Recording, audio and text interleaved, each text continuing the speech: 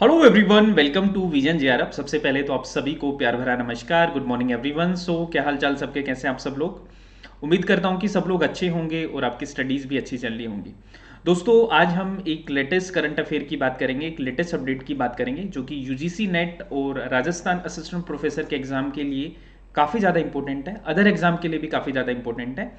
आज हम डिस्कस करेंगे कि दोस्तों solar energy and wind energy जो क्षमता है उसमें राजस्थान है वो प्रथम स्थान पर आ चुका है। इससे रिलेटेड कुछ फैक्ट्स हैं, उनको हम डिस्कस करेंगे। देखो, सौर ऊर्जा में तो राजस्थान पहले ही कैपेसिटी, जो पोटेंशियल है और जो प्रोडक्शन है, दोनों में ही राजस्थान फर्स्ट पे था। और अभी हम पवन ऊर्जा की बात करें दोस्तों, तो उसमें राजस्थान की जो क्षमता है, जो कैपेसिटी है, उस जो पोटेंशियल है दोस्तों, उसमें राजस्थान फर्स्ट पे आ चुका है। ठीक है, तो उसको अभी हम क्या करने वाले हैं, डिस्कस करेंगे। चलिए तो शुरू करते हैं। देखो, ये न्यूज़ थी जो यहाँ की राजस्थान के लोकल पत्रिका में, जो लोकल न्यूज़पेपर है राजस्थान पत्रिका, वहाँ पे ये आपका पब्लिश हुआ है। और इसमें दोस्तों राजस्थान है उसने सर्वाधिक पवन ऊर्जा परियोजना है वो स्थापित की है। तो राजस्थान को जो पुरस्कार है वो मिला था आपका। ठीक है, ठीक है। पवन ऊर्जा परियोजना स्थापित कर पवन ऊर्जा के क्षेत्र में देश में प्रथम स्थान बनाया है दोस्तों। तो इसके लिए राजस्थान को क्या मिला है, प्राइज में मिला था। तो इसी से रिलेटेड जो भी आपके फैक्ट्स हो सकते हैं उनको हम क्या करेंगे, डिस्कस करते हैं।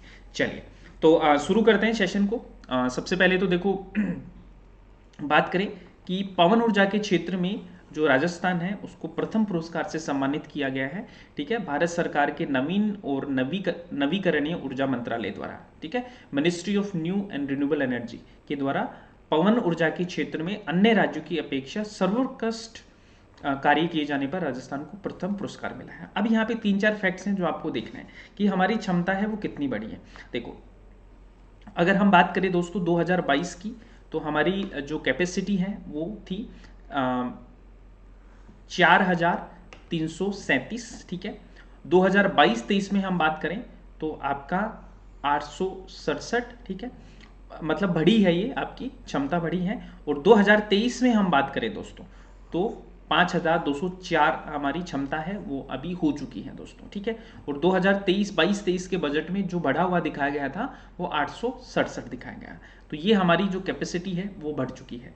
इस न्यूज़ में भी आप देखेंगे तो इसमें भी आपको ये दी गया है, देखो। ठीक है, तो 867 मेगावाट क्षमता की नई पवन ऊर्जा परियोजनाएं हैं वो स्थापित की गई हैं।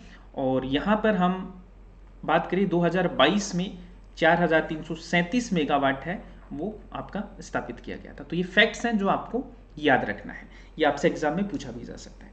अब दोस्तों ये तो होगी विंड एनर्जी की बात। हम थोड़ा सा बात कर लेते हैं सोलर एनर्जी के बारे में, क्योंकि सौर ऊर्जा से भी आपके सवाल हैं वो पूछे जा सकते हैं। ठीक है, अब सौर ऊर्जा की मैं बात करूं तो इसमें भी राजस्थान है वो आपका नंबर 1 पर है देश में। ठीक है, देखो राजस्थान की जो कैपेसिटी है वो प्रेजेंट में हम बात करें तो 16.4 गीगावाट है। और हमारा जो प्रोमिनेंट सोलर पार्क है वो है बाडला सोलर पार्क, जो कि कहाँ पे है, आपका जोधपुर में है दोस्तों। इसको आपको याद रखना है। गुजरात की मैं बात करूं तो 8.8 गीगावाट दूसरे नंबर पे है सोलर कैपेसिटी में। और चरण का सोलर पार्क वहाँ पे सबसे प्रोमिनेंट सोलर पार्क है। कर्नाटका की जो कैपेसिटी है वो 8.1 गीगावाट है। तमिलनाडु की जो कैपेसिटी है वो 6.5 गीगावाट है। और तेलंगाना की जो कैपेसिटी है वो 4.6 गीगावाट है। वो रामागुंडम फ्लोटिंग सोलर पार्क है। ठीक है, इसको आपको याद रखना है गाइस, ये देश का पहला फ्लोटिंग सोलर पार्क है, इसको भी याद रखना। अब एक सवाल आता है दोस्तों, जब हम पवन ऊर्जा की बात करते हैं तो यहाँ पे प्रोडक्शन में प्रथम स्थान पर कौन सा है, ये आप मुझे कमेंट करके बताएंगे। ठीक है, तो प्रोडक्शन की मैं बात करूं तो तमिलनाडु है दोस्तों, वो आपका प्रथम है। लेकिन कैपेसिटी में अभी राजस्थान है वो आपका अव्वल आ चुका है, लेकिन प्रोडक्शन में आपका तमिलनाडु है वो फर्स्ट पे है। तो इस चीज को भी आप सब लोग, उत्पादन में आपका विंड उत्पादन में कौन है, तमिलनाडु है वो आपका फर्स्ट है। तो आप मुझे सब लोग अभी कमेंट करके ये बताएंगे कमेंट सेक्शन में कि आपका होमवर्क है दोस्तों ये, कि टॉप 5 सौर ऊर्जा वाले राज्य का नाम आपको लिखना है। ठीक है, एक आपको टॉप 5 पवन ऊर्जा वाले राज्यों का नाम लिख के बताना है। ठीक है, और उनकी उनकी जो क्षमता है वो भी आप लिख के बताएंगे। ठीक है, ये सवाल आपके आने के पूरे पूरे चांसेस हैं दोस्तों। ये पिछली परीक्षाओं में पूछे गए हैं और अभी भी पूछा जा सकता है, तो इसको आप बताएंगे सब लोग।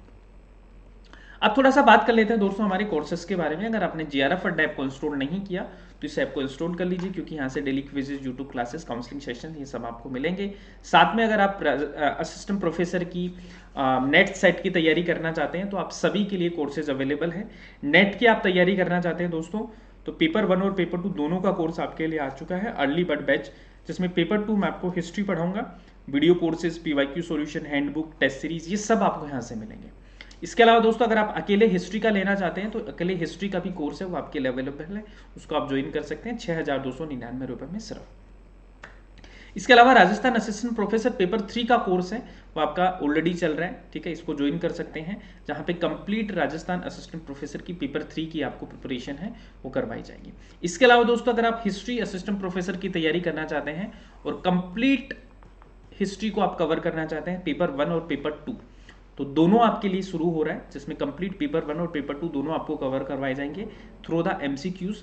और ये जो कोर्स है दोस्तों ये आपका 17 जुलाई से है, शुरू होने वाला है, और ये आपको जीआरएफ टैब पे मिलेगा। कोई भी डाउट हो तो हमारी सपोर्ट टीम को आप कॉल कर सकते हैं, उनसे बात कर सकते हैं, वो आपको पूरा गाइड करेंगे।